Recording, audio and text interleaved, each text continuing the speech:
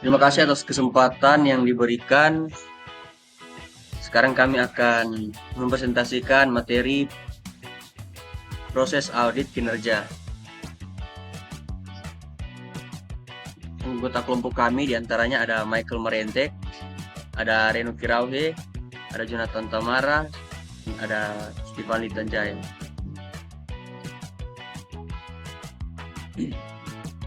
Yang pertama, struktur audit kinerja.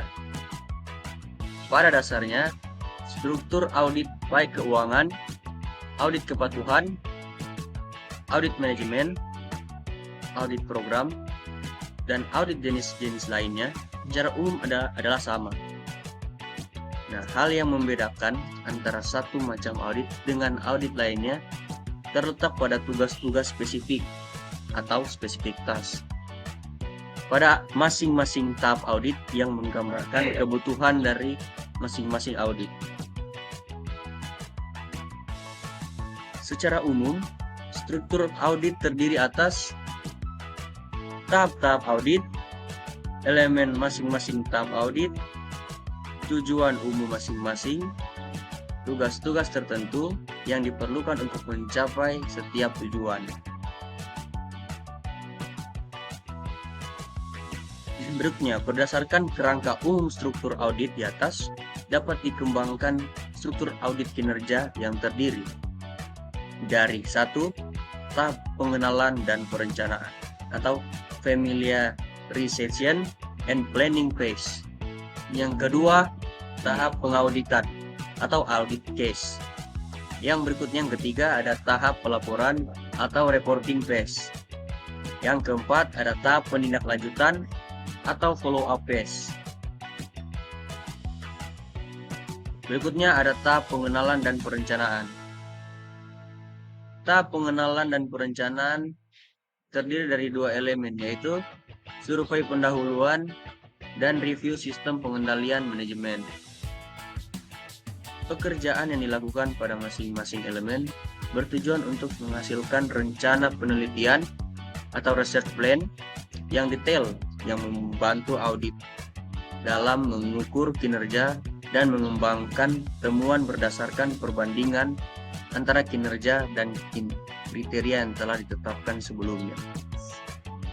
A. Survei pendahuluan atau preliminary survey. Pada tahap ini, auditor akan berupaya untuk memperoleh gambaran yang akurat tentang lingkungan organisasi yang diaudit. B.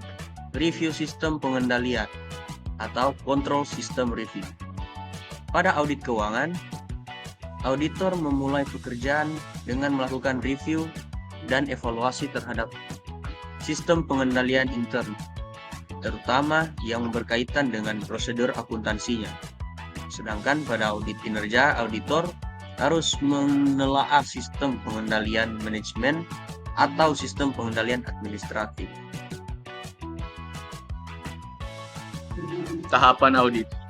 Tahapan dalam audit kinerja terdiri dari 3 elemen, yaitu yang pertama, telah hasil program. Yang kedua, telaah ekonomi dan efisien. Yang ketiga, telaah kepatuhan. Tahapan-tahapan dalam kinerja disusun untuk membantu auditor dalam mencapai tujuan audit kinerja. Review hasil-hasil program akan membantu auditor untuk mengetahui apakah entitas telah melakukan sesuatu yang benar. Review ekonomis dan efisiensi akan mengarahkan auditor untuk mengetahui apakah entitas telah melakukan sesuatu yang benar tadi secara ekonomi dan efisien. Review kepatuhan akan membantu auditor untuk menentukan apakah entitas telah melakukan segala sesuatu dengan cara-cara yang benar, sesuai dengan peraturan dan hukum yang berlaku. Secara lebih rinci, komponen audit terdiri dari yang pertama, identifikasi lingkungan manajemen. Yang kedua, perencanaan dan tujuan. Yang ketiga, struktur organisasi. Yang keempat, kebijakan dan praktik. Yang kelima, sistem prosedur. Yang keenam, pengendalian dan metode pengendalian. Ketujuh, sumber daya manusia dan lingkungan fisik. Yang kedelapan, praktik penempatan karyawan. Yang kelima, analisis fiskal. Dan yang kesepuluh, investigasi khusus. Tahap pelaporan. Ada 3 langkah utama yang sangat penting dalam mengembangkan laporan audit secara tertulis, yaitu yang pertama, persiapan atau preparation. Pada tahap persiapan, auditor mulai menambahkan temuan-temuan audit, menggabungkan temuan-temuan tersebut menjadi sebuah laporan yang koheren dan logis, serta menyiapkan bukti-bukti pendukung dan dokumentasi yang diperlukan. Yang kedua, penelaahan atau review merupakan tahap analisis kritis terhadap laporan tertulis yang dilakukan oleh staf audit. Review dan komentar atas laporan yang diberikan oleh pihak manajemen atau audit. Yang ketiga, pengiriman atau transmission meliputi persiapan tertulis sebuah laporan yang permanen agar dapat dikirim kepada lembaga yang memberi tugas untuk mengaudit dan kepada auditor. Oke, berikutnya beberapa hal yang perlu diperhatikan dalam penulisan laporan audit kinerja.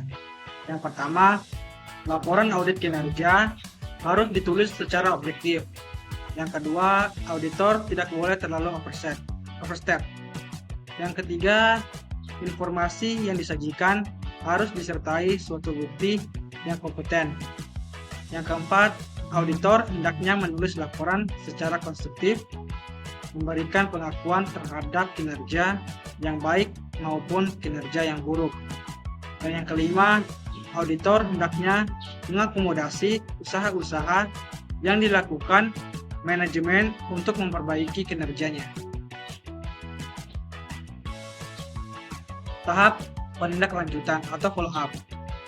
Tindak lanjut didesain untuk memastikan atau memberikan pendapat apakah rekomendasi auditor sudah diimplementasikan. Dari sisi auditor,